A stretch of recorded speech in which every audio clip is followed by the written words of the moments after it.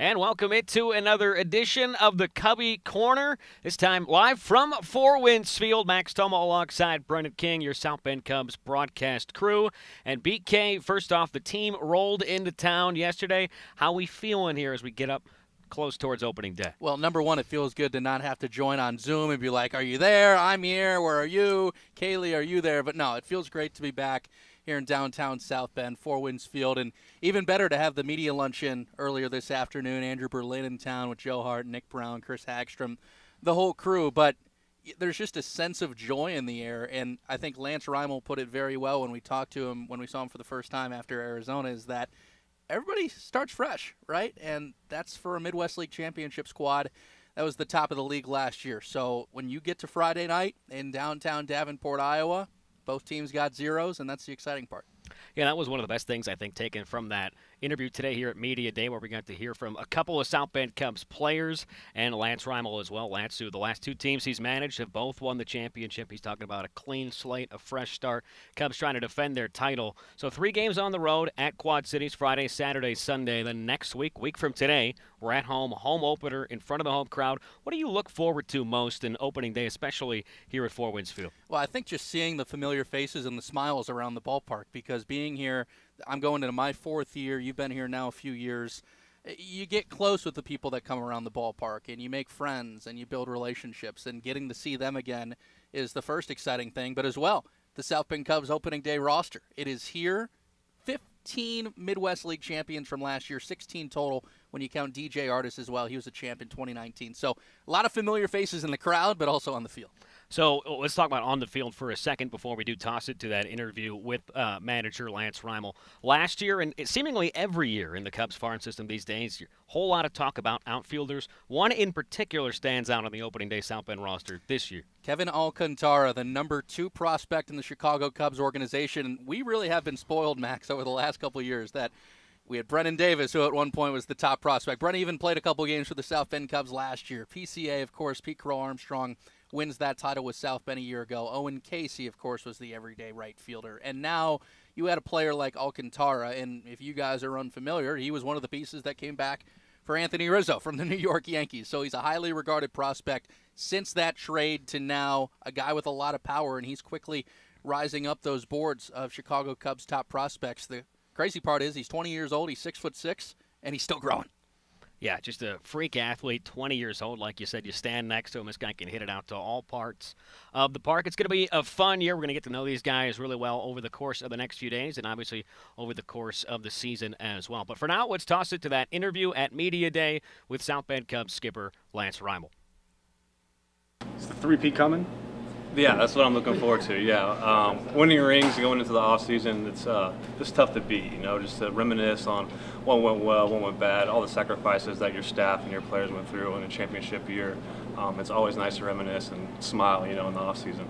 I think I counted 15 players roughly back from last year's championship team to start the year. How much does that familiarity help you going into a season and going into your second season here? Oh, it helps big time. Like, those guys will be leaders in our clubhouse, and they know how we do business around here, how we go to work. We expect big things from those guys, and we expect those guys not to be here too much longer, right? They want to get to Tennessee too. So I'm happy that they're here, all the returners, but this is not their final goal. Their goal is to develop and get to Tennessee, but I'm happy to have them, and they will be leaders in our clubhouse for sure. For the new guys, what's the first thing you tell them about what it's like playing in South Bend? This is a great atmosphere. I mean, this is, I think, one of the best parks in the Midwest League, and you have a great facility in the Performance Center. So this is the best part. You can come get your work in, come develop, and hopefully help us win a couple games Chicago's down the road. So some of the headline names, the Owen Caseys, the PCAs, are moving on. Who can fans expect to see fireworks from and walk-off grand slams from this year? Yeah, I know. We were really blessed to have PCA in the center field position last year, and we have newcomer Kevin Alcantara. He will be center field, and we're happy to have him. So I don't think he'll miss a beat, and he's someone to look out for. Also, we have a catcher coming up from Myrtle Beach named Ethan Hearn. I think he'll be catching a lot for us. So I think those two guys are who you guys will see a lot out on the field. Hey, Lance, you're a champion now. Midwest League champion last year, first league, first time managing officially in minor leagues like that championship. What's that like to you to know that you got that championship ring, but you're helping these guys make it through life as champions? Right, yeah. I think the goal every year is to help these players get better every single day, go through the process, help them get better any way how, and winning takes care of itself like that. And the fact that we were able to win a championship, it was just the cherry on top. We will always have those memories together, and those guys will always look back where they play 20 years in the big leagues or a year. Just they have that ring. Berlin didn't miss a beat on the ring and the presentation, so. We're very happy with that ring. It was nice to reminisce on spring training with these guys. We got together, had one last hurrah, congratulations. But looking forward to doing it again this year though, for sure. You talked about the possibility of a three-peat, want to accomplish that. With the season being a week away, what's the possibility of that? What's the clubhouse look like right now? We're very excited with the players that we got. Our first day of practice today, everyone's excited, right? We got our photos. We're just excited to get the season started. We were ready to get out of Arizona, and we're ready to take on Quad Cities on Friday. Does it do anything for you as a manager knowing that your local management here is doing so much to try to continue to look for the future? Yeah, I mean, it just makes the coaching staff and the players' job so easy. This is a place where you want to come in and work. We're not throwing bullpens in a sandbox anymore. We have legit facilities, and that's how these players should be treated. And every day I hear compliments from players all the time about how nice this park is, how nice the performance center is, and this is a great place to come to work every day. Lance, new pitching coach Clayton Mortensen last year, the Myrtle Beach pitching coach. He's the lone change with Puente and Jimenez sticking around, but what can he bring to the pitching staff most? First of all, I like his passion, man. His passion is big time in the dugout. His energy, how he wants to help the players every single day is awesome. But also he's coming from Myrtle Beach, and we have a lot of guys coming from Myrtle Beach, so his familiarity with those players is going to help out huge for him and myself. I like to pick his brain about the guys that he saw last year. So it's very excited to have Morty. I can't say enough things good about him, but I'm happy he's here with us.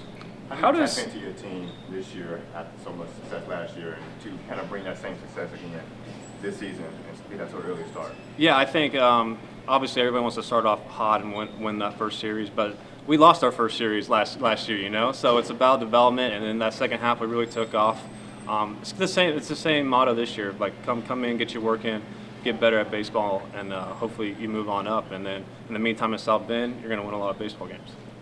Maybe a stupid question, but what's the process of hiring minor league managers, like bringing Myrtle Beach's pitching coach up here? How much do you have a say in that? How does that process work? Yeah, we have a farm director, Jared Banner. He's been really good to us. He makes those decisions. He asks us for our input sometimes, and I think he listens to the guys who've been in the Cubs organization for a while. So when he asks me for my 2 cents, I definitely give it to him. But I'm like I said, we have a new development coach, new athletic trainer, new trainer coming up from Myrtle Beach. Very excited about my staff this year. Being that there's a new collective bargaining agreement and being a former minor leaguer yourself, you got the smile on your face right now. Does that feel pretty cool to know that they're going to be protected? Yeah, they're saying they're all rich now, right? Just because they made so less, they feel rich, and that's awesome for these players, because I think a lot of us who played even 5 years ago earlier on, just we were grinding through that, just trying to make our men's meet. You had 4 to a room, living out in Brand. These guys don't have to pay for rent anymore. We hire nutrition, the food's here, it's good. These guys are very well taken care of, and I think their production shows that. Does that make your job a little bit easier? A lot easier, because you don't hear a lot of the complaints, right? So less putting out fires because there's less complaints to deal with. Yeah. As we get closer to the season beginning, what's your favorite thing about opening day? Favorite thing? It's a fresh start for everybody, right? What you did last year, yes, we won the Midwest League, but hey, you got to do it again, right? Baseball is a thing of doing it over and over again. Anybody can do it once, is what I always say. But just the fans in the stands, the smell of the ballparks, everyone's hitting 0-0, everybody's got a 0 RA. Anything can happen in a brand new year. It's just you're back to baseball, and this is what we love, and getting back to what we love is awesome. And there you have it from Lance Rymel's mouth here at Media Day at Four Winds Field. BK, you talked about, mentioning the fresh start, kind of that great quote he had there at the end. But, it's a coaching staff really that is staying very similar to what it was last year. How key do you think that's going to be for the Cubs' success here in a seamless transition to this 2023 season? Well, massive, just when you take into account that Dan Puente, the hitting coach, has worked with a lot of these guys before. D'Angelo Jimenez is as player of a coach as there is, former big leaguer who Of course, it was well documented in the offseason. D'Angelo has now won 8 rings in his career, with one of them being a running out of fingers. 1999 Yankees World Series ring when he was playing next to Jeter at third base, right? But there's the bit of a new factor where Clayton Mortensen comes in, the former pitching coach from Myrtle Beach, but the Pelicans posted the 3rd best ERA in the Carolina League last year. So he takes over for Tony Kagul, and Tony did such an amazing job here, but you bring in a former big leaguer in Mortensen himself to lead a pitching staff that he already knows, that's massive. And really, Lance, like to talk about the energy that we're going to see Clayton bring, and I think we're all excited to see what that looks like next week. 6 at home against Beloit here at Four Winds Field, Tuesday through Sunday. Got some great promos, obviously, on opening day on Tuesday the 11th. First pitch at 7:05, but gates do open at 5. You got a fireworks show on opening day. Wayne Mesmer singing the national anthem. That's always going to be a treat. You got many great promos throughout the week. You can raise a championship banner of your own on Wednesday. Giveaway item 3x5 Midwest League Champs flag from 2022 for the South Bend Cubs. What are you looking forward to on the promo side opening week? Well, the magnet schedule is always a popular giveaway on opening day, and then the blanket is on Sunday. So good time of year for that. But, I mean, Chris Hagstrom, Kaylee Sedlacek, and the entire promotions team has done a great job of planning this thing. So I think you all are going to love it. And this year also new specialty homestand food items throughout the entirety of the season.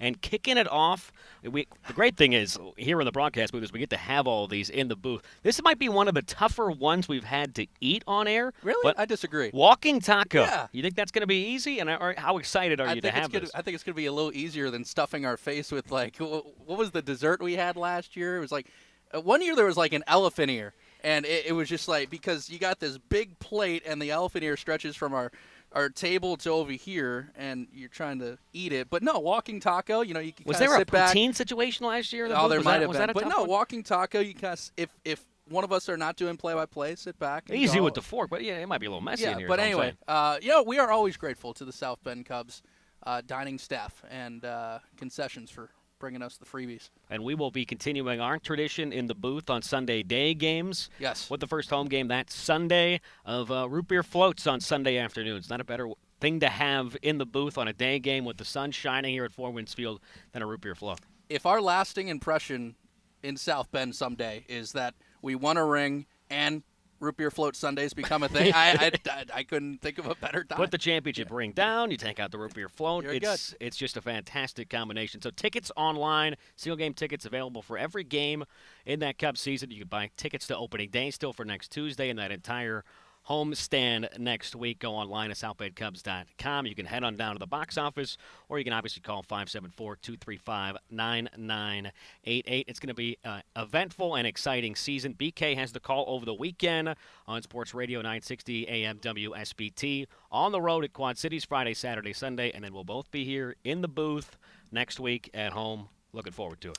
Yeah, next week as well against the Beloit Skycarp, a team that really developed into a nice little rivalry last year, right? So, that's a nice little heated battle that's developing in the West Division of the Midwest League, and it'll be great to see our guy Larry Larson, too. Great to have Larry Larson. He'll be right here on the other side of this wall. And, that was in August, coming down to the wire, tight playoff race. The Casey Opitz game. And the Casey Opitz game, and the Cubs topped it off 5 straight wins over the Skycarp. We'll try to continue that streak at home next Tuesday. Thanks for tuning in. We'll talk again soon. This has been the Cubbie Corner.